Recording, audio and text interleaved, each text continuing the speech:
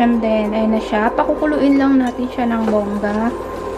20 minutes later. So, ito na yung ating gourmet tuyo. Ito yung garapon na napili ko.